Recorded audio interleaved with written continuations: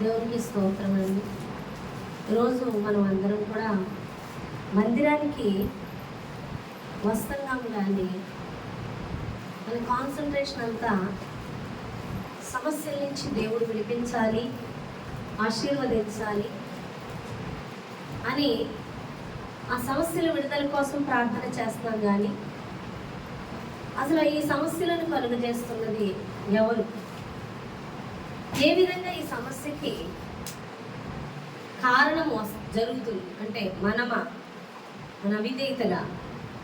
అసలు మనం ఈ విధంగా శ్రమ పట్టకు, ఈ విధంగా నలుపబట్టకు, ఈ విధంగా శోధింపబట్టకు కారణం ఏంటి అన్నది ఎవరు కూడా ఆలోచించరు. కేవలం రావడం, దీవెన కొరకు ప్రార్థించడం తప్ప ఇక ఏ విషయములను కూర్చుని గ్రహింపు కూడా ఉండదు. కానీ చర్చికి వచ్చిన వాళ్ళందరూ ఒక దేవుని కోసమే కాదు, అపవాది తంత్రములను కూడా ఎరిగిన వారుగా ఉండాలి. ఎవరివి? అపవాది తంత్రములను కూడా మనము ఎరిగి ఉండాలి. ఈ అపవాది ఎవరు, ఎటువంటి వాడు అని మనం ఆలోచించినట్లయితే, అపవాది గాడికి బైబుల్లో మహాఘట సర్పము అని పేరు. చూడండి, మనం ప్రకటన గ్రంథం 12వ అధ్యాయం 3వ వచనం చూద్దాం. చూడండి, ఆ పేరు ఎక్కడుంది? ప్రకటన గ్రంథం చివరికి వచ్చేయాలి. ప్రకటన గ్రంథం 12వ అధ్యాయం 3వ వచనం.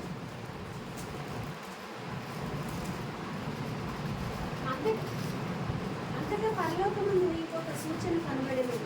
ఇదిగో ఎర్రని మహాఘట సర్పము. అసలు ఎవరికన్నా వినబడుతుంది? అంతటా పరలోకమందు ఇంకొక సూచన కనబడేను.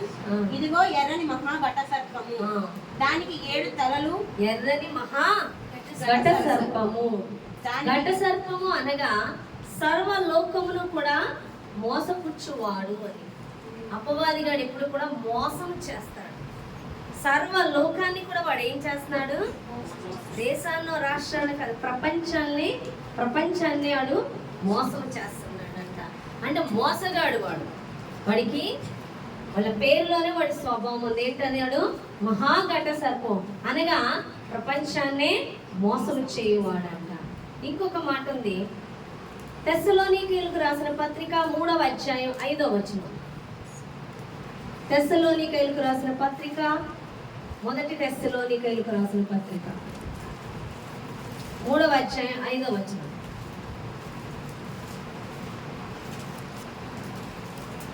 త్వరగా తీయాలి. 3వ అధ్యాయం 5వ వచనం.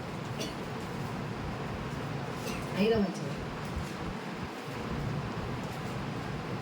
ఇందుచేత నేనును ఇతను సహింపజాలక శోధకుడు మిమ్మల్ని ఒకవేళ శోధించినేమో అనియు, మా ప్రయాసం వ్యర్థమైపోయినేమో అనియు మీ విశ్వాసమును తెలుసుకున్న వలన అతని పంపింది. హల్లెలూయా. ఏమని మాట్లాడుతున్నాడు? శోధకుడు. ఎవరు శోధకుడు? అపవాది. అపవాది ఎలా పనిచేస్తాడు? శోధకుడి కింద కూడా పనిచేస్తాడంట. యేసు ప్రభువారిని ఏం చేయడానికి వచ్చాడు? శోధించడానికి వచ్చాడు. మనల్ని ఏది చేయకూడదు అనుకుంటామో అది చేసే విధంగా శోధిస్తుంది సాతాను. నీ బలహీనతను బట్టి ఏది చేయకూడదు అనుకుంటావో దేవుని వాక్యం విన్నప్పుడు దేవునికి విరోధమైంది అది చేసే విధంగా నేను శోధిస్తుందంట సాతాను. అందుకే వాక్యమును బాగుగా ఎరిగిన వారమై ఉండాలి. యేసు ప్రభువారిని కూడా సాతాను శోధించింది. మత్తయి సువార్త 4వ అధ్యాయంలో చూసినట్లయితే. కానీ యేసు ప్రభువారు దాన్ని ఎలా ఎదిరించారంటే వాక్యము చేతబట్టి. రొట్టె వల్ల కాదు జీవించేది, దేవుని నోటి నుండి వచ్చు మాట వలన అని చెప్తూ, నీ దేవుడైన యెహోవాను శోధింపవలనని, నీ దేవునికి తప్ప మరి దేవునికి నేను మొక్కకూడదని ఆ శత్రువుకు సమాధానం చెప్పాడు. శత్రువు శోధిస్తున్నప్పుడు వాక్యమును ఎరిగిన వ్యక్తి అయినప్పుడు ఆ శోధన నుండి నువ్వు తప్పించుకుంటావు. హల్లెలూయా. అర్థమవుతుందా? ఇక్కడ సాతాను ఎలా పనిచేస్తున్నాడు? ప్రపంచాన్ని మోసగించే మహాఘట సర్పం కింద, ఇంకొకటి శోధకుడు అంటే శోధించే వారి కింద, ఇంకోటి సాతాను అనగా మనం బైబిల్లో చూస్తాం అనగా దేవునికి విరోధిగా పనిచేస్తున్నాడు. ఇంకో మాట చూసినట్లయితే ప్రకటన 12:9 వచనం. ప్రకటన 12:9 వచనం.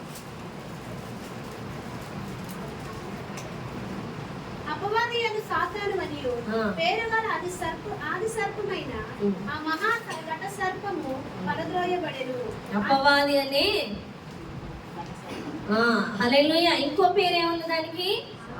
అపవాది. అపవాది అంటే అర్థం ఏంటంటే నింద మోపువాడు. వాడు దేవుని ఎదుట మనుషుల ఎదుట నిందలేస్తూ ఉంటాడు. దేవుని ఎదుట మనుషుల ఎదుట కూడా నింద మోపుతాడు. మనల్ని తప్పు చేసేలా చేసి ఆ తప్పుకు శిక్ష కూడా దేవుడి నుంచి పడేలాగా నింద మోపుతాడు.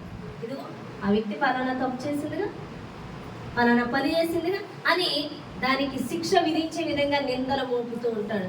అందుకడికి అపవాది అని పేరు. అపవాది అంటే నింద మోపడం, మనుషుల ఎదుట దేవుని ఎదుట. అపవాది అంటే అపవాది డైరెక్ట్ రాదు మన దగ్గరికి, ఎలా మనుషుల ద్వారా పనిచేస్తుంటది. నిందలు మోపుతూ ఉంటారు, నేరాలు మోపుతూ ఉంటారు, మన మీదకి ప్రతి విషయం తోసేస్తూ ఉంటారు.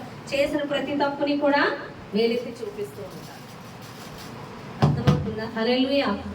చూడండి, మగ్దలేని మరియ తప్పు చేసినప్పుడు వాళ్ళందరూ ఏమని చెప్తున్నారు? ఇదిగో ఈమె పలానా తప్పు చేసిందిగా, మరి దీనికి శిక్ష ఏంటి అని ఆమె మీదకి నేరం మోపుతూ ఉంటే యేసు ప్రభువారు అక్కడ నేరం మాత్రం మోపే వ్యక్తిగా ఎంత మాత్రము లేదు. ఆయన ఏం చేస్తున్నాడు?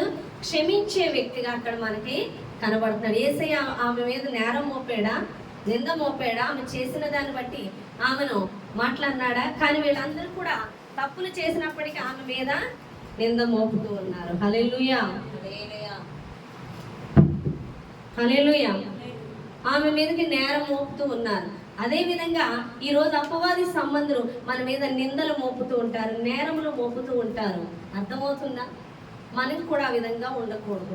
ఎవరైనా చేసిన తప్పులు ఎత్తి చూపేవారిగా మనం ఉండకూడదు. క్షమించే హృదయాన్ని మనం కలిగి ఉండాలి. హల్లెలూయా. ఇంకా దేవుడు చెప్తున్నాడు, మత్తయి సువార్త 12వ అధ్యాయం, ప్రకటన 9వ అధ్యాయం 11వ వచనం.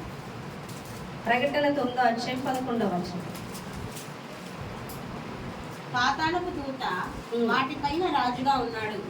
హెబ్రీ భాషలో వానికి అబద్దోను అని పేరు. అపుల్యోను అని పేరు. అబద్దోను అని పేరు. అబద్దోను పేరు. నెక్స్ట్ గ్రీసు దేశపు భాషను వాని పేరు అపోల్లోయోను అని పేరు. గ్రీసు దేశపు భాషలో దాని పేరేంటి? అపోల్లోయోను అని దాని పేరంట. అంటే నాశనం చేయవాడు. ఇంకోటి మరి ఇంకా దాన్ని చంపేవాడు, శత్రువు అని అర్థం. హల్లెలూయా. ఈరోజు మనుషులు ఈజీగా మనుషులు చంపేస్తున్నారు, అవునా కదా? మన చిన్నప్పుడు కథలో రాక్షసులు చంపేసేవారు. రాక్షసులు అంటే ఊహించుకునేవాళ్ళు, అవునా కదా?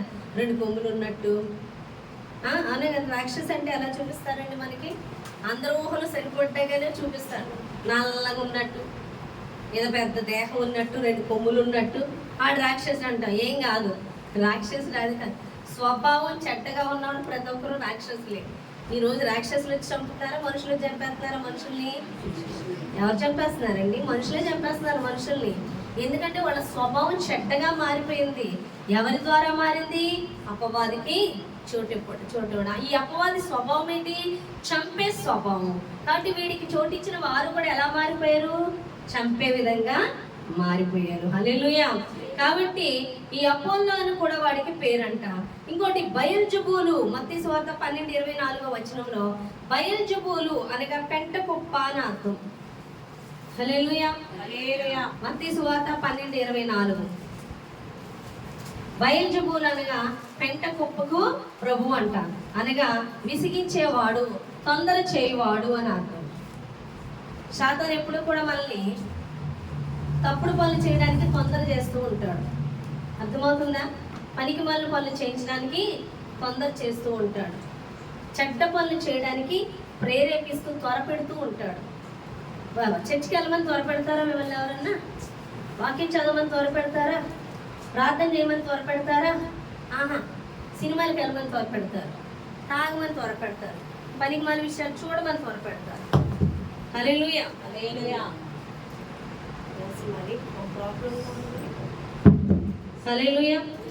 అర్థమవుతుందా? ఈ విధంగా సాతాను ఏం చేస్తుందంట?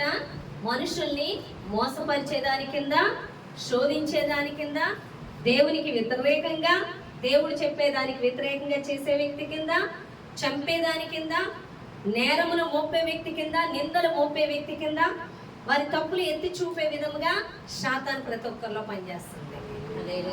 హల్లెలూయా. అర్థమవుతుందా? ఈ సాతాను ఏం చేస్తుందంటే ఎలాగా ఈ మనుగడలో పనిచేస్తుందంటే, వాడికి ఆత్మలు, సాతానికి ఏమని పేరు? దురాత్మలు, చెడ్డ ఆత్మలు.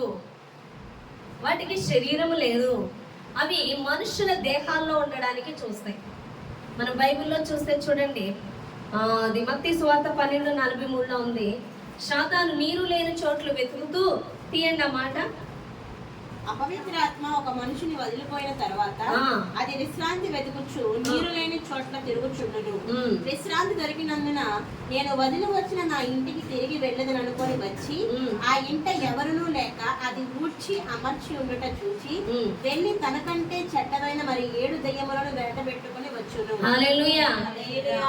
ఒక మనిషిని అపవిత్రాత్మ ఒక మనిషిని వదిలి వెళ్ళిన తరువాత, హల్లెలూయా, అపవిత్రాత్మలు ఎక్కడో చాలా మంది అంటారు, ఇల్లు చూడండి మా ఇంట్లో దెయ్యాలు ఉన్నాయేమో అని.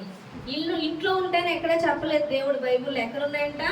ఒక మనుష్యుని వదిలిపోయిన తర్వాత నీరు లేని చోటు ఉన్నదేమో చూసి ఎక్కడా దొరకనందున నేను వదిలి వెళ్ళిన ఇంటికి ఒకసారి వెళ్ళి వద్దాము. ఇల్లు అంటే ఏ ఇల్లు? ఈ ఇల్లని కాదు, మనుషుని దేహము, దానికి నిలయం మనుషుని హృదయాలు, అవునా కాదా? నేను వదిలించిన ఇంటికే మళ్ళీ వెళ్తాను. ఇంటిని మన దేహాలతో పోల్చినట్లయితే ఇక్కడికే మళ్ళీ వద్దాం అనుకొని వచ్చిందంట. శుభ్రంగా కూర్చుందంట. అంటే వాక్యము లేదు హృదయాల్లో, వాక్యానికి లోబడకుండా, వాక్యము చదవకుండా, ప్రార్థన చేయకుండా ఉంటే మళ్ళీ ఏం చేస్తుంది? మరి 7 దెయ్యాలు తీసుకొచ్చి అందులో ఉంటుంది. అంటే మనుషునిలో నివాసం ఉంటుంది. నాకు శ్రమలు వచ్చేస్తున్నాయండి, నాకు బాధలు వచ్చేస్తున్నాయి అంటే నీలో నిలయమై ఉన్న దెయ్యాన్ని బయటకు పంపుకో, అవునా కదా? అది చేయరు. దెయ్యం అంటే వాళ్ళు వెళ్ళిపోతుంటారు, దాని మాట ఏంటో దానికి లోపడుతుంది. అర్థమవుతుందా మీకు? ఎవడ మాట వింటారంటే ఆడి మాటే వింటారు. పొద్దున్న లేచిన నుంచి రాత్రి వరకు సీరియల్స్ చూస్తూ ఉంటారు, సినిమాలు చూస్తూ ఉంటారు, అవునా కదా? వదులుతారా? డ్యాన్సులు చూస్తుంటే డ్యాన్సులు కూడా కట్టేస్తుంటారు. దెయ్యం అంటే అమ్మో అంటారు, మరి అదే కట్టేందుకు ఇప్పుడు దాకా నీకు అర్థమవుతుందా? దేవుడు కడతాడా డ్యాన్సులు? బ్రేక్ డ్యాన్సులు చెప్పండి. దేవుడు బ్రేక్ డ్యాన్సులు కడతాడా? పనికిమాల డ్యాన్సులు కడతాడా? కట్టేదంతా ఎవరు? అలాంటి పిచ్చేషాలు వేసేది అపవాదిని ఇష్టపడేగా. మరి ఆ డ్యాన్సులు కడుతున్నావు, దాన్ని చూస్తున్నావు, ఊగిపోతున్నావు. మరి బాబోయ్ దెయ్యమేంటి? ఆల్రెడీ నేను ఆడుతున్నాడు ఒక ఆట. హల్లెలూయా. ఆడు నీలోనే ఉన్నాడు. ఇంకోటి ఎందులో ఉంటాయంటే అవి అపవిత్రాత్మలు జంతువుల్లో కూడా ఉంటాయి, అవునా కదా? పావులోకి దూరిందా లేదా సాతాను గాడు? ఆదిలోనే దూరాడు, ఆది కాండంలోనే. అర్థమవుతుందా? ఇంకోటి మీరు రిఫరెన్స్ చూసుకోండి, లూకా 8:31-33 చూసుకోండి మీరు. తర్వాత సేన అనే దెయ్యాల్ని ఒక వ్యక్తిని పట్టిందంట. ఈ పేరు ఏంటంటే సేన అన్న, అంటే చాలా సమూహం అన్నమాట. అన్ని దెయ్యాలు ఉన్నాయంట. తీయండి అక్కడ చదివిస్తాను. 8వ అధ్యాయం లూకా 31-33. లూకా సువార్త. యేసు నీ పేరేమని వానిని అడగగా, నీ పేరేమని చాలా దెయ్యములు వానిలో వచ్చి ఉండేది కనుక వాడు తన పేరు సేన అని చెప్పి పాతాళంలోనికి పోవుటకు తమకు ఆజ్ఞాపింపవద్దని ఆయనను వేడుకొనెను. అక్కడ విస్తారమైన పన్నుల మంద కొండ మీద వేయుచుండెను కనుక వాటిలో చొచ్చుటకు తమకు సెలవిమ్మని ఆయనను వేడుకొనగా ఆయన సెలవిచ్చెను. అప్పుడు దెయ్యములు ఆ మనిషిని విడిచిపోయి పన్నులలో చొచ్చెను కనుక. చాలా హల్లెలూయా. నీ పేరేంటనే దెయ్యాలు పట్టినోడిని అడిగితే సేన అని చెప్పిందంట. అంటే అనేక దెయ్యాలతో ఉన్నాడు. ఇప్పుడు అంటుందంటే మమ్మల్ని పాతాళానికి పంపించొద్దు. ఎవరు అడుగుతున్నారు ఆ మాట? సాతాను. ఎందుకంటే అవి తీర్పులో ఉన్నాయి. మాకు ఇంకా సమయం రాలేదు, అప్పుడే పాతాళానికి పంపించక అక్కడ పందులు గుంపు అందులో పంపించారు. సరైన ఆజ్ఞాపించక పందులు అంటే ఈ పాతాళానికి వెళ్ళడానికి అయ్యే భయపడిపోతున్నాయి. ఈరోజు మనుషుడు దేవుడు నమ్ముకోరా, దేవుడికి లోబడరా బాబు, చేస్తే ఎక్కడో పోతావు, పాతాళాన్ని పోతా అంటే అది కొంచెం కూడా గ్రహింపు ఉండట్లేదు. చాలా అవినీతిగా జీవిస్తున్నాడు. దెయ్యాలే వెళ్ళిపోతున్నాయి పాతాళంలో ఉండడానికి. ఈరోజు ఆ భయమే లేదు ఎవరికి, ఏ మనుషునికి కూడా. ఇప్పుడు ఏం చేస్తున్నాయి దెయ్యాలు? పందుల గుంపులో పంపించు. అంటే అపవిత్రాత్మలు ఎందులో ఉంటాయి? మనుషుల్లోని, జంతువుల్లోని, ఇంకోటి విగ్రహాలలో కూడా ఉంటాయి. అర్థమవుతుందా? ఈరోజు విగ్రహాలకి మహిమ ఆపాదించడానికి కారణం ఇవి దూరడం వల్లే, ఇవి పని చేయడం వల్లే. అర్థమవుతుందా మీకు? హల్లెలూయా. కాబట్టి అవి కూడా ఏం చేస్తాయి? మనుషుల్ని మోసగిస్తూ ఉంటాయి, వాటిలో కూడా ప్రవేశిస్తూ ఉంటాయి. కాబట్టి ఈ దురాత్మలు మనుషుల్ని మోసగించడానికి చాలా పనులు చేస్తూ ఉంటాయి. ఆ రోజు అవ్వను మోసగించడానికి ఎందులో దూరింది? పావులోకి దూరింది, సర్పంలోకి. అర్థమవుతుందా మీకు? ఈరోజు విగ్రహాల్లోకి దూరుతున్నాయి. కొంతమంది మనుషుల్లోకి దూరొచ్చి చెప్తే దేవుడి దగ్గరికి రాకుండా, నేను ఇక్కడ వెలిసాను, నేను ఇక్కడ పడుకున్నాను, నేను ఇక్కడ కూర్చున్నాను, నువ్వు కుక్కను పోయి కోను పోయి అని చెప్తుంటాయి. ఎత్తేంటదా వచ్చి? హల్లెలూయా. విషయం చెప్పదు, విషయం మనం కూడా అడగం, రాగానే అడిగిపోతాం. నాకు అది పోయి ఇదే సిగరెట్టు సంబరని అది ఇది అంటే ఓ కంగారు పడిపోతూ ఉంటాం. అవునా కాదా? మరి క్వశ్చన్లు అన్నీ మాత్రం ఎక్కడ వేస్తామంటే ఈ దేవుడి దగ్గరికి వచ్చాక వేస్తాం అన్ని క్వశ్చన్లు. మరి అక్కడేమి కూర్చోబెట్టి, అవునే కదా? మన చర్చకి ఎక్కడికి వెళ్తాం? నువ్వెక్కడి నుంచి వచ్చావు, ఈ సృష్టి ఎలా వచ్చిందని అడుగుతావా? ఆయన అడగం, గుడ్డోళ్ళుగానే చెప్పిందల్లా చేసేస్తాం. ఇక్కడికి వచ్చాక ఇక్కడ క్వశ్చన్ వేస్తాం. అపవాది వేస్తాడు చూడండి సాతాను, నిజమా పండు తినొద్దని చెప్పాడా? నిజమా ఈ పరలోకం ఉందా, నరకం ఉందా, నిజమా అని ఇక్కడ క్వశ్చన్ వేస్తాం. అక్కడ వేస్తావా? హల్లెలూయా. సాతాను అలా ఏం చేస్తుంది? మనల్ని ఏం చేస్తుంది అంటే అది మన కన్నులకు గుడ్డితనం కలుగ చేస్తుంది. అదే చూడండి మత్తయి సువార్తలో ఉంటుంది ఆ మాట. సాతాను ఏం చేస్తుందంట? మత్తయి సువార్త 13వ అధ్యాయం 19వ వచనంలో ఆ మాట ఉంది చూడండి. మత్తయి సువార్త ఎవడైనా 13వ అధ్యాయం 9వ వచనం. 13వ అధ్యాయం 9వ వచనం 19వ వచనం. ఎవడైనాను రాజ్యమునకు వచ్చి వాక్యము వినియు గ్రహింపకై ఉండగా, ఎవడైనాను రాజ్యమును గూర్చి వాక్యం వినియు గ్రహింపకై ఉండగా దుష్టుడు వచ్చి వారి హృదయంలో విత్తబడిన దాన్ని ఎత్తుకొని పోవును. హల్లెలూయా. వాక్యం విని గ్రహించకపోతే సాతాను ఏం చేస్తుంది? ఎత్తుకెళ్ళిపోద్ది. చర్చిలోకి వచ్చిన వాళ్ళు అందరూ వాక్యం వినేస్తారు అనుకుంటున్నారా? ఏదో వింటారు, అలా కొర కష్టంగా బయటికి వెళ్ళిపోయి మొత్తం వదిలేస్తారు. ఎవడెత్తుకెళ్తున్నాడంటే ఆడు ఎత్తుకెళ్ళిపోయాడు. అర్థమైందా? కాకొచ్చి ఎత్తుకెళ్ళింది ఇదంతా. అందుకే ఏ ఆశీర్వాదం ఉండదు. సాతాను ఏం చేస్తాడు? నువ్వు చెప్తున్న వాక్యాన్ని నువ్వు చాలా తేలికగా వింటావు, దాని మీద దృష్టి పెట్టవు, కానీ ఈలోగా అపవాదం వచ్చి ఎత్తుకెళ్తుందంట. సాతాను ఈ లోకంలో ఇన్ని విధాలుగా పనిచేస్తున్నాడు. నువ్వు ఒకవేళ వాక్యం విన్నా చర్చకొచ్చి నువ్వు వాక్యమును గ్రహించకుండా ఉన్నప్పుడు దాన్ని పూర్తిగా నీలో నుంచి ఎత్తుకెళ్ళిపోవడం. వాక్యం ధ్యానించరు, వాక్యం మీద దృష్టి పెట్టరు, కనెక్ట్ అవరు చెప్తుండగా వింటుండగా. అప్పుడు సాతాను ఏం చేస్తుంది? ఆ వాక్యాన్ని దొంగిలేసి, అందుకే ఏం గుర్తుండదు, బయట మొత్తం అంతా నీళ్ళైపోతుంది, ఏం ఉండదు మనకి. కారణం ఏంటంటే నీలో నుండి అపవాది దొంగిలించేస్తున్నాడు వాక్యాన్ని. ఆ విధంగా కూడా దేవునికి నువ్వు దగ్గర అవ్వకుండా సాతాను చేస్తున్నాడు. అపవాది నీలో పని చేయట్లేదు, నీ దగ్గర ఏం పని చేయట్లేదు, నేను దేవుళ్ళలోనే ఉన్నాను అనుకోకు. సాతాను నిన్ను అనేక విధాలుగా మోసగిస్తూ ఉంది. ఆ మోసాలు చూసి నువ్వు కనిపెట్టి దాన్ని ఎదిరించే వ్యక్తిగా ఉండాలని దేవుడు మాట్లాడుతున్నాడు. అర్థమవుతుందా? హల్లెలూయా. నువ్వు ఎరిగి ఉండే వ్యక్తిగా ఉండాలి. ఇంకోటి ఏం చేస్తుందంట? మనల్ని దేవుణ్ణి ఆరాధించకుండా మన ఆరాధనను కూడా దొంగిలిస్తుందంట సాతాను. ఎలా అంటే ప్రకటన 13వ అధ్యాయం 12వ వచనం చూడండి.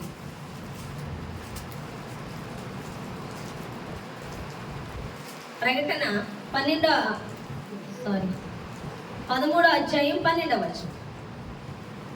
ప్రకటన 13, 12వ వచనం చదవాలి. అది ఆ మొదటి మృగముకున్న అధికారపు చేష్టలన్నీ దాని ఎదుట చేయించున్నది.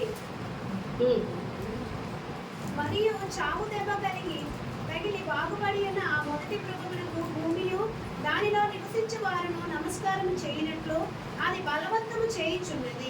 ఏం చేస్తుంది? మృగమునకు భూమి దానిలో నివసించు వారును నమస్కారం చేయనట్లేదు, బలవంతం చేస్తుందంట. హల్లెలూయా. బలవంతం చేస్తుంది ఎవరిని? మనుషుల్ని. దేనికి? అపవాదికి లోబడేటట్లు. మీకు ఒక విషయం చెప్తా. చాలా మంది అనుకుంటారు నీకు దేవుడు ఇష్టమా అని అడిగితే అసలు నాకు చాలా ఇష్టం అని చెప్తారు. అసలు నేను ఇష్టపడినందుకు ఎవరు ఇష్టపడదని కూడా గొప్పగా చెప్పుకుంటారు. దేవుడు అంటే నాకు చాలా ప్రేమ. కాకపోతే సిలువ గుర్తు మెళ్ళ వేసేసుకుంటా, ఒక పెద్ద ఫోటో ఇక్కడ పెట్టేసుకుంటా, వాక్యం పెట్టేసుకుంటా, బండికి పెట్టేసుకుంటా, చొక్కా మీద రాసేసుకుంటా. అర్థమవుతుందా? అనేక హంగామాలు చేస్తారు. మీరు క్రైస్తవులు అని చెప్పేసుకుంటా అంటారు, కానీ హృదయంలో దేవుడు ఉండడు. ఎందుకు ఉండడు అంటే, ఆరాధన అంటే మనము దేవుణ్ణి ఇక్కడ నుంచొని పాటలు పాడేది కాదు. నీ ఆరాధన అంటే నీ ధ్యాస ఎక్కువ దేని మీద ఉండాలి అంటే దేవుని మీద ఉండాలి. అది ఆరాధన.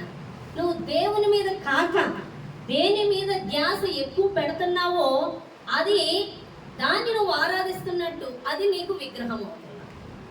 చాలా మంది అంటారు విగ్రహారాధన విడిచిపెట్టి నేను యేసే దేవునిగా పూజిస్తున్నాను, యేసు ప్రభువాన్ని నేను నమ్మాను అంటారు. దేవుడు దేన్ని క్షమించట్లేదు? విగ్రహారాధన క్షమించట్లేదు. కాబట్టి నాలో విగ్రహారాధన లేదు అనుకుంటారు. విగ్రహారాధన అంటే బొమ్మలొక్కటే కాదు, నీ హృదయంలో దేవుని కన్నా దేనికి ఎక్కువ ప్రయారిటీ ఇస్తావో అదే విగ్రహం. అర్థమైందా మీకు? ఆ విధంగా కూడా శత్రువుకి ఆరాధన చేస్తాను. ఒక వ్యక్తి యేసు ప్రభు వారి దగ్గరకు వచ్చి అంటాడు, నేను నిత్యరాజ్యానికి చేరాలంటే ఏం చెయ్యాలి అంటే దేవుని ఆజ్ఞలు చెప్తాడు యేసు ప్రభు వారు. నీ దేవుడైన యెహోవాను పూర్ణ హృదయంతో, పూర్ణ మనసుతో, పూర్ణ ఆత్మతో ప్రేమించాలి, నీ తల్లిదండ్రులు ప్రేమించాలి, నిన్ను వలె నీ పొరుగు వారిని ప్రేమించాలంటే అబ్బా అవన్నీ ఎప్పటి నుంచో చేసేస్తున్నా. చాలా సింపుల్గా చెప్తాడు, అవన్నీ చిన్నప్పటి నుంచి చేసేస్తున్నా, ఇంకా ఏం చేయాలి అంటే నీకు ఒకటి పొదువుగా ఉందండి. ఏంటంటే నీకున్నదే ఆస్తి మొత్తం బీదలుగా పనిచేసి నన్ను వెంబడించమంటాడు. చాలా కష్టంగా ఉంటుంది. ఆస్తిని పంచాలి బతికి బాధ ఎక్కువైపోయి సణుక్కుంటూ కొనుక్కుంటూ వెళ్ళిపోయాడు. అప్పుడు యేసు ప్రభు వారు శిష్యుల వైపు చూసి అంటారు, ఏమని? ఒంటి సూది బజ్యంలో తోడవన్న ఈజీ ఏమో కానీ ధనవంతులు పరలోక రాజ్యంలో ప్రవేశించడం కష్టం. ఎందుకని కష్టము? అయితే ధనవంతులు చేరట్లేదా అంటే, ధనవంతులు అంటే ధనం మీద మనసు పెట్టిన వాడు. ధనవంతులేంటి కూడా దేవుడి మీద మనసు పెడితే వెళ్తారు, కానీ ధనం మీద మనసు పెడితే నువ్వు పరలోక రాజ్యానికి వెళ్ళడం కష్టం. ఈరోజు దేవుని యొద్దకు వస్తున్న నువ్వు ధనం మీద మనసు పెట్టి ధనాన్నే నువ్వు దేవుని కన్నా ఎక్కువ ప్రేమిస్తే అదే విగ్రహం. దేవుని కన్నా నువ్వు బిడ్డల్ని ఎక్కువ ప్రేమిస్తావు అనుకో, అదే విగ్రహం. నీ భర్తని ఎక్కువ ప్రేమిస్తున్నావు అనుకో, దేవుని కన్నా నీ ధ్యాస వాళ్ళ మీద ఉందనుకో, అదే విగ్రహం. నీ తల్లిదండ్రుల మీద నువ్వు దేవుని మీద కాక దేన్ని గూర్చి నిన్ను గూర్చి ఎక్కువ ఆలోచించిన నువ్వు ఒక విగ్రహం. అర్థమైంది? ఒక ఆవిడ అలాగే పరిచర్య అప్పగించి ఆవిడో చెప్తుంది, అమ్మ నేను చాలా లోపడుతున్నానమ్మా, చాలా లోపడుతున్నాను, పరిచర్య కదట్లేదు. ఎందుకు కదట్లేదు? దేవుని అడగండి అంటే అడిగితే ఆమె మళ్ళీ దేవుని సేవ చేసేస్తున్నాను అంటుంది. లోపల చూస్తే తలుపు తీస్తే ఒక విగ్రహానికి దీపారాధన చేసినట్లు. కారణం ఏంటి? నేనేం చేయట్లే. ఏం చేయట్లా? నీ ధ్యాస ఎవరి మీద ఉంది ఏంటంటే ఇంకా అన్నా, అమ్మ ఆయన మీద ఉందమ్మా. మళ్ళీ ఒప్పుకుంటుంది ఆవిడ, నా ఆయన మీద ఉందంట. ఇంకెందుకు అయితే అయిపోయింది. అంత విగ్రహం పెట్టుకొని ఇంకెందుకు? దేవునికి చోటే లేదు, అందుకే అభిషేకం లేదు, అందుకే ఆత్మలు కదలుపులా. ఒక వ్యక్తి ఎవరిని ఆరాధించాలి? దేవుణ్ణి. మోసపోతున్నారు.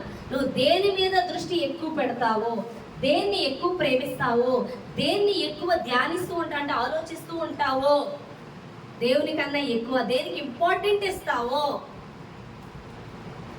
అదే నీకు దైవం అయిపోతుంది. యేసు ప్రభువు వారు మార్త ఇంటికి వచ్చారు. మార్త వచ్చిన వెంటనే మరి ఏం చేసింది? యేసు ప్రభువు వారి పాదాల దగ్గర కూర్చుండిపోయింది. ఏం మాట్లాడతారో విన్నాను. ఇంకా ఆయనే రాగానే ఆయన దగ్గర కూర్చుండిపోయింది. మార్త మాత్రం వచ్చాడండి, బోళ్ళు పళ్ళు పెట్టేసుకుందంట. ఎవరి కోసం పళ్ళు అంటే యేసు ప్రభు వారి కోసమే, వాళ్ళ శిష్యుల కోసమే, వాళ్ళ వంటలు చేయాలనే. అందుకే వచ్చి ధైర్యంగా కంప్లైంట్ ఇస్తుంది. చూసావా ప్రభువా, నేను బోల్డ్ పనుండి నేను అక్కడ ఉంటే ఈవిడ వచ్చి ఇక్కడ కూర్చుంది, నువ్వు చెప్పి పంపించు. మళ్ళీ నేను చెప్పి పంపించాలంట పనికి. ఆవిడ యేసు ప్రభు నిజమే పాపం మార్త చాలా పనులు చేసుకుంటూ నువ్వు వెళ్ళి హెల్ప్ చేయన్నాడా? మార్త నువ్వు అనేకమైన పనుల విషయమై ఆలోచిస్తున్నావు, చింతిస్తున్నావు. నువ్వు దాని విషయమే చింతిస్తున్నావు. మరియ ఉత్తమమైంది ఎన్నుకుంది. మరియ నా పాదాల యొద్ద నా వాక్కు కోసం కనిపెడుతుంది. ఇది ఉత్తమమైంది. నువ్వు చింతిస్తున్నావు పనుల గురించి, వాటి గురించి. అది దేవుడు యాక్సెప్ట్ చేయట్లా. ఈరోజు నువ్వు దేవుని కోసం, దేవుని గురించి ఆలోచన కాదు. నువ్వు దేనికోసం ఎక్కువ ఆలోచిస్తున్నావో, దేనికోసం చింతిస్తున్నావో, దేనికోసం ఎక్కువ ప్రయారిటీ ఇస్తున్నావో, అది నీ కోసమే అవ్వచ్చు, మనుషుల కోసమే అవ్వచ్చు, బంధువుల కోసమే అవ్వచ్చు, నీ రక్త సంబంధుల కోసం అవ్వచ్చు, నీ తోబుట్టువుల కోసమే అవ్వచ్చు. నువ్వు ఎవరి కోసం పెట్టినా అది దేవుని కోసం కానప్పుడు అది మీకు విగ్రహమే. నీ సుఖం, నీ తిండి, నీ అందం, నీ శరీరం, నీ జుట్టు అనే కదా. ఒక్కొక్కరిని ఒక విధంగా పట్టి పీడించారు దెయ్యం. ఒక్కొక్కరికి అందం పిచ్చి అనే కదా. శరీరంలో నుడతలు వచ్చేస్తే భయపడిపోతుంటారు, బాధపడిపోతుంటారు అనే కదా. చుట్టు బాధ, అందం బాధ, ఆరోగ్యం బాధ. ఒక్కొక్కరికి ఆరోగ్యం బాధ.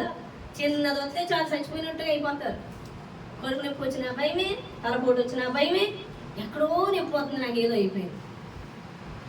ఇక్కడ నొప్పి పోతుంది, కిడ్నీ పోయిందా అనుకుంటారు. ఇక్కడ నొప్పి పోతుంది, గుడి పోయిందా అనుకుంటారు. ఇక్కడ నొప్పి పోతుంది, బ్రెయిన్ క్లాట్ అయిపోయిందా, రక్తం ఏమైనా క్లాట్ అయిపోయిందా. ఎంత వయస్సులో తెలుసా? చిన్నది వస్తే చాలు ఏదో అయిపోయింది. ఆరోగ్యం, నేను ఏమైపోతాను అంటాయి.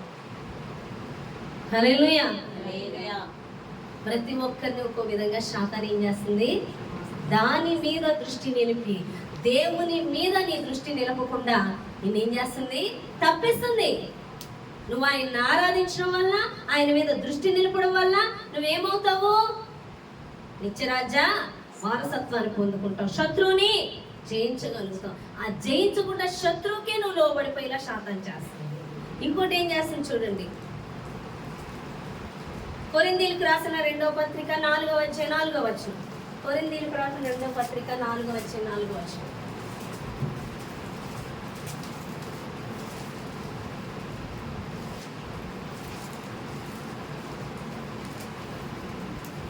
దేవుడి స్వరూపి అయిన క్రీస్తు మహిమను కనపరచు సువార్త ప్రకారము వారికి ప్రకాశింపుడు నిమిత్తము ఈ యుగ సంబంధి అయిన దేవత అవిశ్వాసులైన వారి మనోనేత్రమును వృట్టితనమును కొలుపు చేయుచున్నది.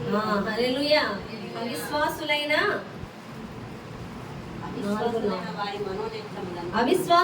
వారి మనోనేత్రములను దేవుని స్వరూపి అయిన క్రీస్తు మహిమను కనపరచు సువార్త ప్రకాశం వారికి ప్రకాశింపకుండున నిమిత్తము ఈ యుగ సంబంధమైన దేవత అవిశ్వాసులైన వారి మనోనేత్రములకు వృట్టితనమును కలుగజేయుచున్నది.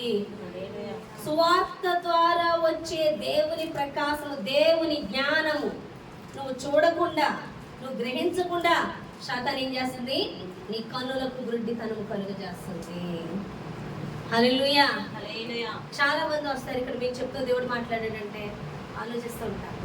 మాట్లాడతారా? నిజమా? నిజంగా మాట్లాడాడా? నిజంగా సమృద్ధి ఇచ్చాడా? నిజంగా స్వస్థపరిచాడా? సర్లే, ఎందుకులే, దేవుడు కదా అని ఊరుకుంటారు. కొంతమంది అయితే గాడిద గుట్లే అనుకుంటారు. అవునా కదా? కొంతమంది మరి గుస్సేస్తున్నారులే అనుకుంటారు. అవన్నీ కూడా చెప్పే సాధారణ. హల్లెలూయా. చక్కగా వింటారు ఆ మాటలు. అర్థమైందా? ఎందుకంటే వారి కన్నులకు శాతాను గ్రుడ్డితనమును కలుగజేస్తుంది. ఎంత గ్రుడ్డితనం అంటే దేవుని కార్యాలు కనులారా చూచి చెవులారా విని వాళ్ళు గుడ్డివారైపోతారంట. వినరు, గ్రహించరు. ఎవరి దగ్గర మనం గ్రహించట్లేదు, మనం మర్చిపోవట్లేదా? ఎన్నో అద్భుతాలు చూసి దేవుడి దగ్గరికి వచ్చాం, మళ్ళీ సమస్య రాగానే మళ్ళీ గుడ్డోళ్ళకి ఎడుతాం, బాబోయ్ సమస్య వచ్చేసింది. ఇన్ని అద్భుతాలు చేసిన దేవుడు ఇది కూడా చేయటం సమర్థుడు అన్న ఆలోచన రాదు, విశ్వాసం నుంచి అడుగులు వేయడం రాదు. మరలా కంగారు పడిపోతాం. ఎందుకంటే మన కన్నులకు శాతాను గుడ్డితనాన్ని కలుగ చేస్తుంది. హల్లెలూయా. శాతాన్ ఏ విధంగా పనిచేస్తుంది ఇక్కడ? ఇంకోటి, మనుషుల్లోని, పందుల్లోని, అవునా కదా, జంతువుల్లోని, విగ్రహంలోనే కాకుండా వాడు మన హృదయంలో వాక్యమును ఎత్తుకుపోవటం ద్వారా, వాక్యమును గ్రహించకుండా మన కన్నులకు గుడ్డితనం కలుగ చేయటం ద్వారా, ఇంకోటి మనం దేవుణ్ణి ఆరాధించకుండా ఆ ఆరాధనని దొంగిలించడం ద్వారా.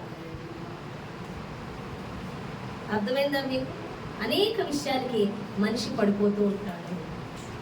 దేవుని మీద కాన్సన్ట్రేషన్ కాకుండా, దేవుని మీద దృష్టి కాకుండా అనేక విషయాల మీద దృష్టి నిలిపేలాగా సాతాను మన హృదయాన్ని నిలిపివేస్తాం. మన ఇంట్రెస్ట్ దేని మీద ఉండాలంటే వాక్యం మీదే ఉండాలి, దేవుని మీదే ఉండాలి. అనేక విషయాల గురించి, అనేక జ్ఞానం సంపాదించడం కోసం, అనేక విషయాలు తెలుసుకోవాలన్న ఆసక్తి ఎక్కువ కలిగి ఉన్న వాళ్ళు దేవుని వాక్యాన్ని గ్రహించలేరు. అనేక విషయాలు ఎరిగిన వారు దేవుని వాక్యాన్ని గ్రహించగలరు, దేవుని శక్తిని చూడలేరు. కానీ ఏ విషయములను గ్రహింపకపోయినా దేవుని వాక్యాన్ని గ్రహించిన వారు ఈ లోకంలో జ్ఞానము కలిగిన వారి కన్నా ఉన్నత స్థానంలో వారిని దేవుడు నిలబెడతాడు. అర్థమవుతుందా? హల్లెలూయా. చూడండి, దానియేలును చూసినట్లయితే అక్కడున్న పండితుల్లో ఎవరు గొప్పగా ఉన్నారంటే దానియేలు గొప్పగా ఉన్నాడు. అక్కడ ఉన్నవారు మహా జ్ఞానవంతులు, పండితులు అవ్వడచ్చు. కానీ వాక్యమునందు దృష్టి పెట్టినవాడు, దేవునికి లోబడినవాడు, దేవుని వాక్యమునందు శ్రద్ధ కలిగిన వాడు తప్ప ఇతర విషయాల్లో శ్రద్ధ లేనివాడుగా ఉన్నాడు దానియేలు. దేవుడు గొప్ప జ్ఞానాన్ని ఇచ్చి ఉన్నాడు. అలాగే యేసేపు ఎక్కడున్నాడో తెలుసా? ఏ మాత్రం కూడా తన యజమానుడు చెప్పింది చేసాడే తప్ప పని మనిషిలో పెట్టినాడు, పని మనిషిగా ఉన్నాడు. జైల్లో పెట్టినప్పుడు జైల్లో ఉన్నాడు, కానీ విస్తారమైన లోకంలో ఉన్న జ్ఞానాన్ని సంపాదించలేదు. అనేక విషయాలు తెలుసుకోవాలని ఆశ కలిగి లేడు. కానీ దేవుడితోనే సహవాసం చేశాడు కాబట్టి రాజుగారికి వచ్చిన కళ వివరించగలిగాడు యేసేపు. ఎందుకంటే దేవుని జ్ఞానం ఉన్నత స్థానానికి తీసుకు, అటువంటి జ్ఞానం కలిగిన వాడు కాబట్టి, దేవుని జ్ఞానాన్ని కలిగి ఉన్నాడు కాబట్టి, వాళ్ళ జ్ఞానము కన్నా మించిన జ్ఞానంగా కనిపించింది కాబట్టి అక్కడ అప్పుడు ఉన్న వారి యొక్క పరిస్థితిని పరిష్కరించేవాడు ఒక యేసేపే అని ఆ రాజు ఎరిగి ఫరో ఎవరిని నిలబెట్టాడు? యేసేపుని నిలబెట్టాడు. హల్లెలూయా. అర్థమవుతుందా? దేవుని జ్ఞానం అంత ఉన్నత. అందుకే మరి కాన్సన్ట్రేషన్ పై విషయాల మీద దేని మీద పెట్టకూడదు, దేవుని మీద పెట్టాలి. వాళ్ళకి ఎంత కాన్సన్ట్రేషను. వస్తారు ఇక్కడ వాక్యం వినరు. నేను ఫస్ట్లో ఒకసారి ఒక చోటుకి వెళ్ళాను. వాక్యం వినడం అనేసి ఎదురు కూర్చుంటాను. నేను ఎప్పుడు ఆ రోజు లేట్ అయిందని వెనకాల కూర్చుంటే ఊసులు అక్కడికెక్కడ ఊసులు ఆడేసుకుంటున్నారు స్లోగా. వాక్యం వింటం లేదు. ఈలోపు వాక్యం వింటూ ఉంటారా, చిన్న చప్పుడైతే చాలు వెంటనే మెడట తిరిగిపోద్ది. వాళ్ళు వచ్చి కూర్చునే వరకు బుర్ర అలా చూస్తూనే ఉంటారు. నిజంగా వాక్యం వినేవాళ్ళు పక్కన ఎవరో కూర్చున్నారు అన్నది కూడా చూడరు. మీరు చిన్నప్పుడు సినిమాకి వెళ్ళారుగా, అవునా కదా? పక్కన ఎవరు వచ్చి కూర్చున్నారో కూడా తెలియదు మనకి, అవునా కదా? ఇంకంతే. సినిమా అంతా అయిపోయి వెళ్తుల్లో చూస్తాము, అమ్మో ఈడ పక్కన ఉన్నాడు ఏంటని. అప్పుడు దాకా పక్కన పావు వచ్చినా, పప్పు వచ్చినా, పూలు వచ్చినా, మనిషి వచ్చినా మనకు తెలియదు. ఎందుకంటే అంత కాన్సన్ట్రేషన్. వాక్యం వచ్చి ఓడిని చూడటమే, వెళ్ళి ఓడిని చూడటం. నేను ఎప్పుడు కూడా అటువైపు పెట్టను, ఇటువైపు పెడతాను. ఎందుకంటే వెనకాల నుంచి ఎవరు వస్తున్నారు చూడండి, అయినా ఒక్కొక్కరు చూస్తారు, చుట్టూ తిరిగిపోయి మరీ చూస్తారు. చూస్తున్నారని కాదు, నీ కాన్సన్ట్రేషన్ లేదని అక్కడ అర్థం. హల్లెలూయా. ఎలా ఎవడొస్తే నీకెందుకు నీ నాన్న పిలిచారా? పైన ఏదైనా శబ్దం అయితే అని చూసేస్తారు, ఏది ఇలా పిలిచినట్టు. అంటే ఏంటి? దానికి అంత కనెక్ట్ అయి ఉన్నారు, ఇక్కడ కనెక్ట్ అవ్వలే. నువ్వు టీవీలో ఉన్న నాటికి నువ్వు 10 సార్లు పిలిచినా పలకవు బయట. ఏంటి నాటికలో మునిగిపోయావు, లీనమైపోయావు. మరి వాక్యంలో లీనమయ్యావా? ఎవడన్నా పిలిస్తే పారిపోదాం అన్నాడు, కూర్చుంటావు వాక్యం దగ్గర. పిలిచారా? ఎంత త్వరగా పడుతుందో. పిలవలేదు, అయినా పిలిచారా అని అడుగుతారు. ఎందుకని ఇది ఎక్కట్లేదు, చిన్న చప్పుడైనా ఎక్కేస్తుంది మనకి. అదే టీవీ సినిమా అయితే బాంబేలు నిలబడదు పక్కన. అంత కాన్సన్ట్రేషన్. హల్లెలూయా. అర్థమవుతుందా? మన కాన్సన్ట్రేషన్ అంతగా లాక్కుంటుంది. నీ కాన్సన్ట్రేషన్ ఎక్కడ ఉంటుంది? నువ్వు దేని మీద దృష్టి పెడుతున్నావు? నా చుట్టూ ఎన్నో సంగతులు దొరుకుతాయి, చర్చికి వెళ్తే ఎన్నో జరుగుతాయి, నేనేం పట్టించుకోను. నేను వెళ్ళింది వాక్యం విన్నానా, నాకు అవసరమైన సేవకులు తీర్చారా, ఇక ఏ విషయం నాకు అనవసరం, పట్టించుకోరు. నేను అలాగే వెళ్ళాను, అలాగే వచ్చాను. వాళ్ళన్నింటిలో వెళ్ళాడతారు. నేను పెట్టమన్నాడా? ఇది కూడా అపవాది సంబంధమైన గురి. నువ్వు పెట్టవలసిన గురి దేని మీద పెట్టాలి? దేవుని మీదే పెట్టాలి. దేవుని మీదే నీ కాన్సన్ట్రేషన్ ఉండాలి, ఇతర విషయాల మీద ఉండకూడదు. ఉంది అంటే అపవాది నీ అటెన్షన్ చాలా ఈజీగా లాగేస్తున్నాడు. హల్లెలూయా. ఒకడు వాక్యం చెప్తుండగా ఫోన్ అందించాడు, టక్కున వెళ్ళిపోతాడు బయటికి. అంటే నీకు దేవుని వాక్యం కన్నా అది ఇంపార్టెంట్ అనమాట, ఆ అవతలుడు ఇంపార్టెంట్ అనమాట. అర్థమైందా మీకు? పక్కన పడేయాలి ఫోన్ సైలెంట్లో, ఎందుకంటే దేవుని వాక్యానికి ఇంపార్టెంట్ ఇస్తున్నానని చెప్పి. హల్లెలూయా. అంతగా మనం దేవుని మీద గురి ఉంచాలి అని దేవుడు అది తప్పించడమే శాతాను పని. ఈ విధముగా మనం శాతానికి ఎన్నో విషయాల్లో అది మనల్ని ఈజీగా లోపరుచుకుంటుందండి. హల్లెలూయా. అయితే యేసు ప్రభువారు ఏం చేశారు? ఈ లోకానికి వచ్చి అపవాదం మీద అధికారం అంతా కూడా ఆయనే తీసుకున్నాడు. అపవాదుల విషయంలో కదా, ఆ అధికారం అంతా ఎవరికి ఉంది? ఇప్పుడు యేసు ప్రభువారు తీసుకొని ఆ అధికారం మనకి ఇచ్చాడు. ఇప్పుడు దేవుడు ఏం మాట్లాడుతా అంటే, యాకోబు 4వ అధ్యాయం 4వ వచనంలో ఏముంది? 4వ అధ్యాయం 7వ వచనం. యాకోబు 4వ అధ్యాయం 7వ వచనం. కాబట్టి దేవునికి లోబడి ఉండి అపవాదిని ఎదిరించినప్పుడు వాడు మీ వద్ద నుండి పారిపోతాడు. ఇప్పుడు అపవాదిని ఎలా ఎదిరించాలి? ఓ మీరు కూర్చుందామా? కాదు. ఏయ్ రా, నీ బలం ఎంతో నా బలం ఎంతో చూసుకుంటా ఉన్నావా? ఆహా, అని నువ్వు జయించలేవు.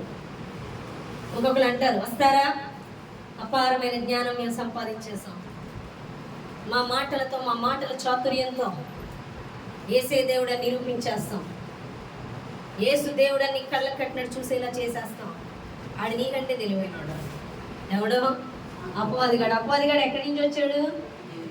ఇంకా నువ్వేం చూసావు? ఆడు చాలా చూశాడు. ఏసంటే ఏడు చాలా చూశాడు వాడు. అర్థమవుతుందా? చాలా మంది అంటారు, మా మాటల చాతుర్యంతో మేము బైబిల్ జ్ఞానం సంపాదించేసి దాన్ని బట్టి వాళ్ళని మార్చేస్తాను, వాళ్ళు చేసేస్తాను, ఇది చేసేస్తాను. యేసు ప్రభువు చెప్పారా? ఇప్పుడు జ్ఞానం ఇచ్చేసాను, ఇల్లాన్ని ఎదుర్కోండి, వాడితో మాట్లాడండి, అని చిత్తుగా ఓడగొట్టండి అని చెప్పాడా? చాలా జాగ్రత్తగా చెప్తున్నాడు. చూడండి, నాకు లోబడి ఉండండి, నేను చెప్పింది చెయ్యండి, వాడు వారిపోతాడు. హల్లెలూయా. ఆయన అన్నమని కొత్తమని నువ్వు ఏమన్నా చేస్తే నేను దానికి బ్రతికేదో ఈ పెట్టలేదు దేవుడు. నీ బలం ఎంతో నా బలం ఎంతో చూసుకున్నారా, నీ టాలెంట్ ఎంతో నా టాలెంట్ ఎంతో, ఇప్పుడు దేవుడి కోసం బాగా తెలిసేసి ఉన్నాను కాబట్టి నేను ఇచ్చేస్తా, ఇవన్నీ చేయు అది ఈజీగా తొక్కేయగలడు. నిన్ను తొక్కలేంది ఎప్పుడో తెలుసా? నువ్వు దేవునికి లోబడదు. ఆ విషయం తెలుసుకోవాలి. శాతాను ఓడిపోయేది ఎంత బలం ఉన్నా, ఎంత మోసగించే స్వభావం ఉన్నా, ఎంత కుయుక్తిగా నిన్ను ఎడల పనిచేసినా, నేను ఏ విధంగా తప్పిందామని చూసినా ఒక్క విషయంలో అది నీ జోలికి రాదంట. దాని బలమంతా ఓడిపోద్దంట. ఎప్పుడంటే దేవునికి లోబడి ఉండాలంట. అనగా దేవుడు ఏం చెప్తున్నాడో అది నువ్వు చంటి బిడ్డవలే చేసేయాలి. చంటి బిడ్డవలే చేయాలి. యేసు ప్రభువారు అదే కోరుకుంటున్నారు దేవుడు. ఈ యొక్క ఏదైనా వనంలో ఈ తోటలో ఉన్న పళ్ళన్నీ తినచ్చు, కానీ మంచి చెడ్డల తెలివి నుంచి ఫలము తినకూడదు. అంతే. తినకూడదు, తినొద్దు, మనవద్దు, అంతే దేవుడు చెప్పాడు. తినమన్నాయే తిందాం. ఇప్పుడు శాతాను వచ్చి ఏమంటుంది? నిజమా? తినకూడదా? ఎందుకు తినకూడదు? అదంతా అబద్ధం. అవునా కదా?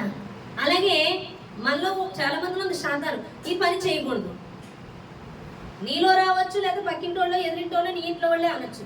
నిజమా? ఊరుకోలే అని అలాగే చెప్తాను. ఏమవు చేస్తే వాళ్ళందరూ చేయట్లేదు ఏంటి? లేదా నీలోనే అవుతుంది. ఎందుకు చేయకూడదు? చేస్తే ఏంటంట? నేను చేస్తున్నాను, నాకేం జరగలేదు. అర్థమవుతుందా? విగ్రహారార్పితమైంది తినొద్దు అన్నాడు, తినొద్దు అంతే. తింటే మేమేమైపోలేదే, చచ్చిపోలేదే.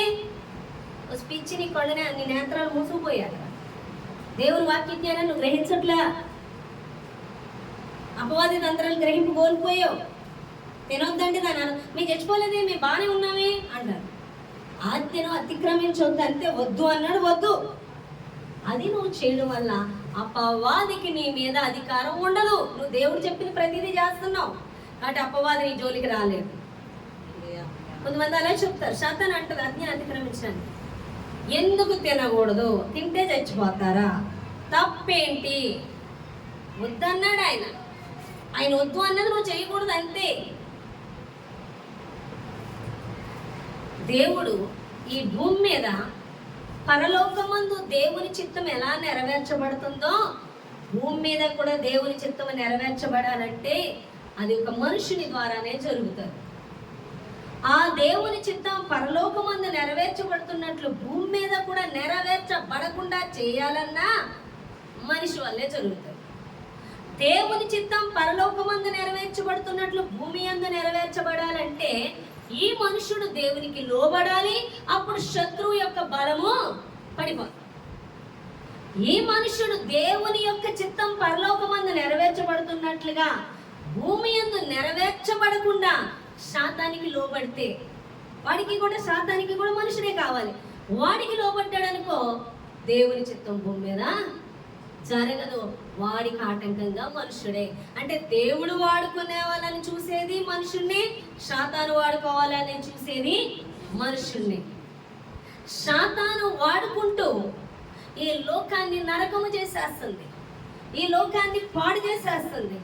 ఈ లోకములో తాగుబోతులు, వ్యభిచారకులు, దేవుణ్ణి ఆరాధించే వారు కాకుండా దురాత్మలను ఆరాధిస్తూ కక్షలు, కోపాలు, చెడు, స్వార్థము, అవునా కాదా, ద్వేషించే స్వభావం, చంపే స్వభావం, మనశ్శాంతి లేకుండా ఇన్ని జరగడానికి కారణం అపవాది. దీన్ని అణిచేయాలి, దీని నుంచి విడుదల కలిగించాలంటే అది ఒక్కరి వల్లే సాధ్యము.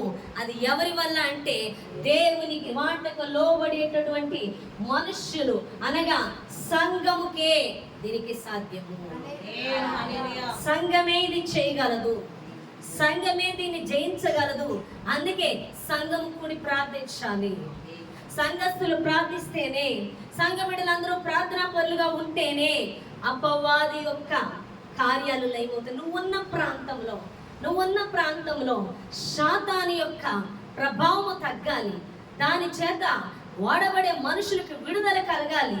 దాని కార్యాలు అక్కడ లయమవ్వాలంటే నువ్వు దేవునికి లోబడిన వ్యక్తిగా ఉండి నువ్వు ప్రార్థనా పరురాల్లో ఉన్నప్పుడే ఆ శాతాని యొక్క ప్రభావం తగ్గుతుంది. దాన్ని తగ్గించడానికి, దాని శక్తి లయపరచడానికి, దాని అధికారం పూర్తిగా తీసివేయడానికే సంఘానికి పిలిచిన నీతో దేవుడు అంటున్నాడు, లోబడి ఉండడి, అపవాదిని ఎదిరించండి అంటున్నాడు. హల్లెలూయా. అర్థమవుతుందా మీకు? నీ చుట్టూ ఉన్న వారి కోసం ప్రార్థన చేయాలి. ఎందుకంటే నువ్వు ప్రార్థన చేయక నువ్వు ఉన్నట్లయితే రేపొద్దున వాళ్ళే నీ మీద దాడి చేస్తారు. అర్థమైందా మీకు? హల్లెలూయా. కాబట్టి సంఘాన్ని ఏర్పరచుకుంది ఎందుకంటే నాకు అది ఇవ్వు, నాకు ఇది ఇవ్వు, అది ఇవ్వు అని ఏడవడానికి కాదు. నువ్వు వచ్చింది ఏంటంటే దేవుని పనికి వాడబడే పాత్రగా, దేవుని చిత్తం భూమి మీద నెరవేర్చబడాలి. అలా నెరవేర్చబడినప్పుడే శాంతి సమాధానం ఉంటుంది. దేవుని చిత్తము నెరవేర్చబడకుండా చేయడమే శాతాని పని. ఎందుకంటే దేవుని రాకడ వచ్చేస్తుంది. ఇక శాతానికి కొద్ది సమయమే ఉంది. మీకు తెలుసా, శాతానికి కొద్ది సమయమే ఉంది. త్వరపడుతున్నాడు శాతాను, చాలా త్వరపడుతున్నాడు, త్వరపడి కార్యాలు చేస్తున్నాడు. మీకు ఒక విషయం తెలుసా, నా చిన్నప్పుడు ఎక్కడో అలా నా చోట ఒక వ్యక్తిని ఒకరు చంపేశారంటే 1 నెల రోజుల వరకు ఒక్కొక్కళ్ళు భయం, దడ, అమ్మో ఒక వ్యక్తి వచ్చి పలానా చంపేశారంట. ఇప్పుడు రోజుకు ఒక కేసు వెళ్తున్నాం, రోజుకు ఒకటేంటి 100 కొలది పెట్టున్నాం. చంపేసారు, వచ్చి పొడిచేసారన్న చెప్తున్నారు. పొడిచేసారు అంటేనే భయపడిపోయాం. ఎదురుగుండా పొడిసేస్తుంటే వీడియోలు తీస్తున్నాం. అవునా కాదు? తీస్తున్నారా లేదు?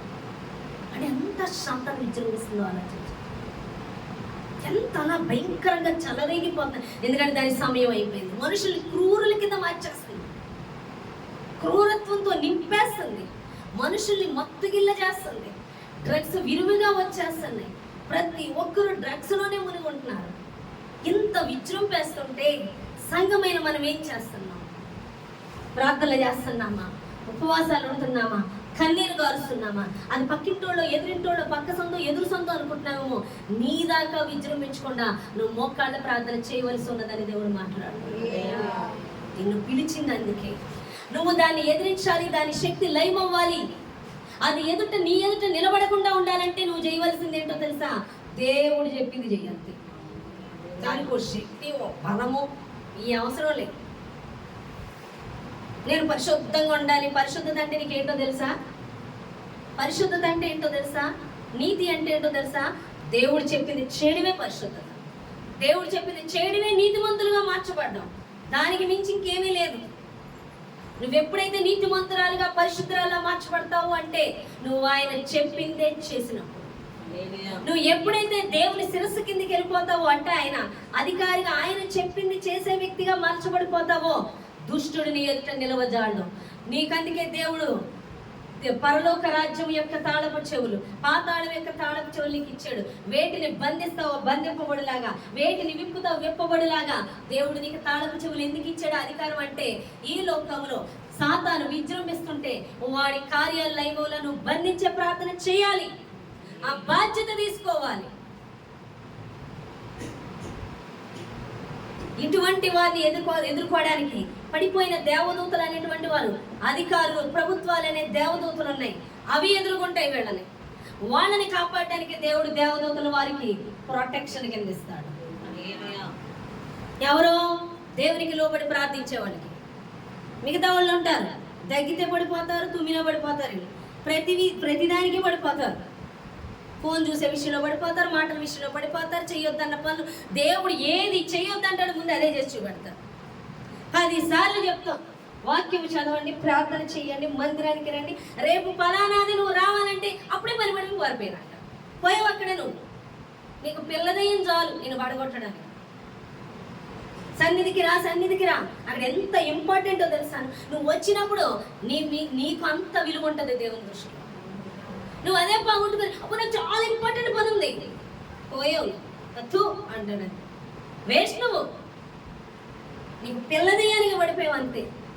అది ఎంత ఇంపార్టెంట్ ఉన్న పక్కన పడేసి దేవుని సన్నిధికి వెళ్ళాలి. ఈరోజు నా దేవుడు నాకు అప్పగించిన పని నేను చేయాలి, నేను ఆరాధనలో ఉండాలి, ఈ ప్రార్థన పెట్టారంటే ఇది నా కోసం అని వస్తావే, నీకు దేవుడు సాతాను పడిపోవలసిందే. దేవుని దృష్టిలో నీకు స్థానం ఉంటుంది. నీకు అధికారం అప్పగిస్తాడు, దాన్ని బంధించేటటువంటి అధికారం అప్పగిస్తాడు, దాన్ని ఎదిరించేటటువంటి అధికారం అప్పగిస్తాడు. ఈరోజు ఎంతమంది ప్రతి చిన్న విషయానికి పడిపోతుంటే అందుకే దెయ్యం నీ కుటుంబాన్ని, నిన్ను, నీ చుట్టుపక్కల ఏళ్తున్నాయి. కారణం ఏంటంటే పడిపోతున్నావు. వాడికి పడిపోతే ఎలాగా? అప్పుడు ఎలా బాగుపడతారు? ఎలా ఆశీర్వాదాలు వస్తాయి? ఎందుకు శ్రమలు వస్తాయి? ఎందుకు శాతాన్ని మిమ్మల్ని వెంబడిస్తున్నాడు? శత్రువు ఎవరికి భయపడుతుందో తెలుసా? 100% దేవునికి లోబడేవాడు. శత్రువు ఎవరు బంధిస్తే కదలదో తెలుసా? ఏదో ఒక విషయంలో దానికి లోబడిపోవాలి. చాలా మంది ఇక్కడ బుద్ధిగా కూర్చుంటారు, కానీ ఎన్ని విషయాల్లో సాతానికి లోబడిపోతారు. రహస్యంగా లోబడతారు సాతాను అనగా, రహస్యంగా లోబడతారు. బయటికి నీ హృదయ తలంపుల ద్వారా లోబడుతున్నావేమో శాతానికి, నువ్వు చేసే పనుల ద్వారా లోబడుతున్నావేమో, నువ్వు ఎన్ని అనుకుంటున్నావో దేవునికి వ్యతిరేకంగా, నువ్వు మనుషులకు తెలియకుండా ఎలాంటి పనులు చేసి లోపడుతున్నావు. ఏదో ఒక విధంగా శాతాని సంబంధమైన పని నువ్వు చేస్తున్నావా, వాడిని ఎంత కూడా బంధించవు. అందుకే క్వశ్చన్లు, పనికి మాలిన క్వశ్చన్లు దేవుని విషయంలో అడుగు. ఇది ఎందుకు, ఇది దేనికి వద్దు, చేయమన్నాడా చేసినంత అంతే. ఎదురు క్వశ్చన్ వేయకూడదు.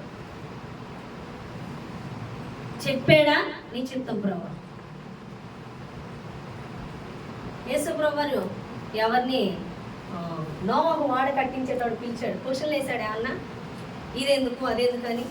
అబ్రహాముని పిలిచాడు, బయలుదేరండి. ఎక్కడికి, ఎందుకు, నువ్వు వస్తావా, పోషింతావా, నా సంగతి ఏంటి, శత్రువు ఉంటే ఏంటి, కొంచెం దూరం వెళ్ళాక అక్కడ నీళ్ళు లేకపోతే ఏంటి, ఇవన్నీ అడిగాడు. ఆ క్వశ్చన్లు ప్రశ్నలు లేకూడదు. దేవుడు ప్రశ్నించే అంతటోడు కాదు. ఆయన ఆంతర్యం, ఆయన చేయబో కార్యాలు ఎరిగేటటువంటి ఇది మనకు లేదు. ఏం చెప్పాడో అది మనకి మేలు అని విశ్వసించి, ఆయన నిజంగా విశ్వసించావా, నమ్మి బయలుదేరు. క్వశ్చన్లు అక్కడే. మరి అపవాది చెప్తే చేసేస్తాం, అవును కదా? ఏది చెప్తే చేసేస్తాం. ఇటు నుంచి రావద్దు, అటు నుంచి రండి వచ్చేస్తాం, అవునా కదా? నెత్తులు కొట్టుకుంటాం, అవునా కదా? 3 మొగ్గలు ఏమన్నా వేస్తాం, దొరలమన్నా దొరలేస్తాం. ఎందుకు అడగం? మరి ఎక్కడ క్వశ్చన్ వేయాలి? ఇక్కడ వేయాలి. ఇక్కడ క్వశ్చన్ వేయమని దేవుడు చెప్పలేదు. హల్లెలూయా. ఖచ్చితంగా లోబడాలి. దేవుడు ఏం చెప్పాడో దానికి లోబడాలి. లోబడితే 100% దుష్టుడిని ఎదుట నిలవలేడు. దేవునికి లోబడు, వాడిని ఎదుట నిలవలేడు. అందుకే దాన్ని ఎదుర్కోమని చెప్పలేదు నేను. హల్లెలూయా. ఈయనకి లోబడు, ఈయన చెప్పింది చెయ్యి, వాడు వెళ్ళిపోతాడు. ఈయన చెప్పింది మానేసి దాని గురించి ఎక్కువ ఆలోచించు. నువ్వు ఎందుకు తెలుసుకోవాలి? దేవుడు చెప్తున్నట్లుగానే చెప్తూ నిన్ను మోసపుచ్చడానికి వస్తుంది నీ దగ్గరికి. అది నువ్వు ఎరిగి దాన్ని ఎదిరించడానికి నువ్వు తెలుసుకోవలసి ఉంది. హల్లెలూయా. వాడి కుయుక్తి, వాడి తంత్రములను ఎరిగి వాడికి లోబడక, దేవునికి లోబడు నిమిత్తం వాడి తంత్రములు ఎరిగి వాడికి లోబడక, దేవునికి లోబడి నిమిత్తమే తెలుసుకోవాలి. కానీ దాంతో యుద్ధం చేయడానికి కాదు. యుద్ధము యెహోవాది, విజయము మనది. యుద్ధము మనది కాదు. ఎవరిది? యుద్ధము యెహోవాది, విజయము మనది. మనలో ఉన్నవాడు వాడికన్నా గొప్పవాడు. ఇక్కడెక్కడ నువ్వు కాదు, నీలో ఉన్నవాడు గొప్పవాడు కాబట్టి ఆడు పరిగెడతాడు. నీ శక్తి నీ బలము కాదు, దేవుని ఆత్మను బట్టి ఆడు పారిపోతాడు. ఎంతమందికి అర్థమైంది? హల్లెలూయా. వాటి అపవాది తంత్రములను ఎరుగక వాడికి లోబడి వాడు చెప్పింది చేస్తూ, నాకెందుకు ఈ శ్రమలు, నేనెందుకు ఇలా దిగజారిపోయి, నాకెందుకు వాక్యం అర్థం అవట్లేదు, నాకెందుకు దర్శనాలు లేవు, ఈ క్షణం చేస్తే నేను పరలోక రాజ్యం వెళతానా, నా కుటుంబం ఎందుకు కదట్లేదు, నా చుట్టుపక్కల వాళ్ళు ఎందుకు కదట్లేదు, నా సువార్త ఎందుకు వెళ్ళట్లేదంటే నీలో బీజం ఎవడున్నాడంటే సాతానుగాడు ఉన్నాడు. వాడే. నువ్వు 100% దేవునికి లోబడితే ప్రతి ఒక్కరు కదులుతారు. నువ్వు దేన్ని బంధిస్తే బంధింపబడతావు. నువ్వు ఎవరికి లోబడాలి? శాతనం పోయి ఇక్కడి నుంచి అంటే పోతుంది. అర్థమవుతుందా? ఎందుకంటే వాడికి సంబంధించిన దేనికి నువ్వు లోబట్టలేదు. ఇక్కడ నువ్వు దేవునికి లోబడతావు. దేవుడు చెప్పింది చేస్తావు. అపవాది చెప్పింది చేసావా? తోసిన వాడు కదా నీ మీద అధికారం కలిగి ఉంటాడు. హల్లెలూయా. అర్థమైందా మీకు? కాబట్టి ఇప్పుడు ఇట్లా రోజు అపవాదిని గురించి ఎరువు, దాని కుయుక్తుల గురించి తెలుసుకో, దాని మోసాల గురించి తెలుసుకో. సులువుగా చిక్కులు పెట్టి పాపమునకు లోబడక నీ మీద అధికారం అంతటినీ కూడా యేసు ప్రభువు వారికి అప్పగించు. అనుమానించుకు, ఆయన చెప్పిన దాన్ని ఆలోచించుకో, ఆలస్యము చేయకు. ఏది చెప్పినా వెంటనే లోబడు. అప్పుడే అపవాదిని యొద్ద నుంచి పారిపోద్ది. ఎప్పుడైతే అపవాదికి నువ్వు లోబడవో, నువ్వు ఈ ప్రపంచంలో శాతాను దాని సమయం అయిపోతుందని ప్రపంచాన్ని పాపముతో నింపేస్తూ అల్లకొల్లాలను చేసేస్తుంది, నరకము చేసేస్తుంది. పరిస్థితులు మారిపోతున్నాయి, పరిస్థితులు చక్కబడతాయని అనుకోవద్దు. ఈ రోజు ఈ కొంచెం బాగుందేమో, రేపు ఇంకా అల్లకొల్లాలు. మంచి ఉంది అని ఆశించకు. అలాంటివి జరుగుతాయి, నువ్వు అసలు ఆశించకు. ఎందుకంటే వాడు గర్జించు సింహం వల్ల ఎవరిని మృంగుదినాన్ని తిరుగుతున్నాడు. నువ్వు మంచి ఆశించాలంటే నువ్వు ఒకటే చేయాలి, సంఘంతో ఏకీభవించు, నువ్వు కుటుంబంతో ఏకీభవించు, వాడి కార్యాలను బంధించు, వాడి చేత బంధింపబడిన వారి విడుదల కోసం ప్రార్థించు, ప్రార్థించు, ప్రార్థించు. దేవుని రాకడ సమీపంగా ఉంది కాబట్టి కొంత సమూహాన్ని మనం నిరక్షింపగలుగుతాం.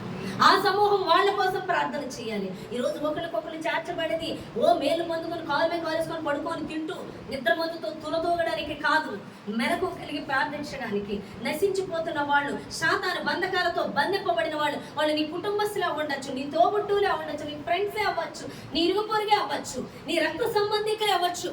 వారి కోసం అంగలార్చే వ్యక్తిగా, వారిని బంధించున్న దురాత్మ నుంచి వారికి విడుదల వచ్చే విధంగా నువ్వు ప్రార్థనలో పోరాడాలని దేవుడు మాట్లాడుతున్నాడు.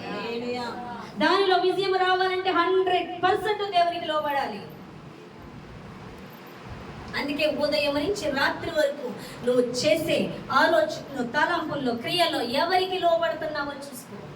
అందుకే దావీదు అన్నాడు, దివా రాత్రుల వాక్యమును ధ్యానించి ఉన్నాను.